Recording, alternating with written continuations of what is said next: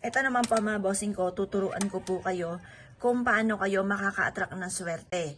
Lalo na kung kayo may negosyo, tapos kayo ay mananaya, kayo po ay may karamdaman.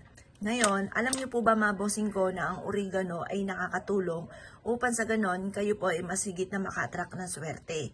Ito pa mga bossing, yung amoy po ng oregano ay nagtataboy ng mga bad spirit. Kaya kapag parang feeling ninyo ay paborito kayo ng kamalasan, huwag ka magpapawala ng oregano dahil makakatulong po ito para yung kung ano man yung pagsubok nyong pinagdadaanan ay kaagad nyo itong malampasan.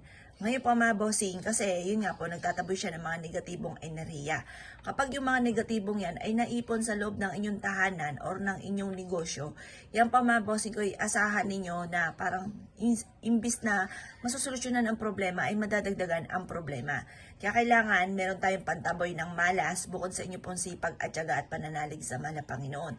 Kung ikaw po ay laging mahina ang benta, isulat nyo po dito, magkaroon ako ng malakas na benta or magkaroon ako araw-araw na malaking benta, magkaroon ako ng maraming pera, ganun po mga bossing.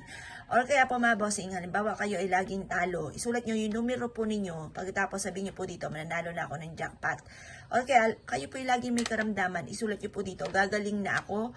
Or kaya kung sino man yung miyembro ng pamilya ninyo, gagaling na si ganito, si bunso, gagaling na si ate, gagaling na si ganito. Sabihin nyo po lahat yung gusto po ninyong sabihin po dito na paggaling ng inyo pong ninyo po or kaya ng isa sa miyembro ng pamilya.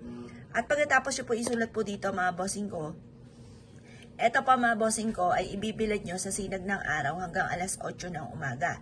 Makalipas ang alas 8 ng umaga na naibilad nyo na po siya, ilagay nyo po siya mga bossing ko sa inyo pong kaha or kaya ilagay nyo po sa inyo pong bag or kaya po ilagay nyo po ito mga bossing ko sa ihang nyo po, halimbawa ikaw mananaya, ihang nyo po siya, isabit nyo po siya.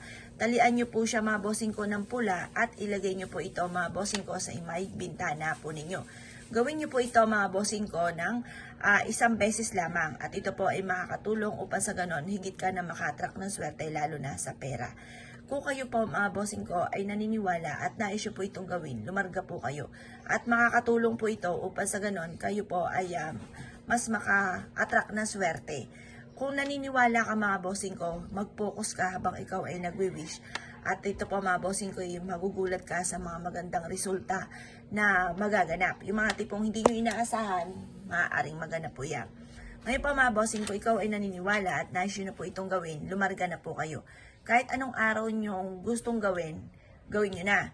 At ito po ay makakatulong upang sa ganon, kung ano man po yung mga ninanais nga po ninyo, ay makatulong po ito at kaagad po itong maganap. Kaya kung kayo pinaniwala at nais po itong gawin, ay siya mga bossing, good luck po sa iyo po lahat.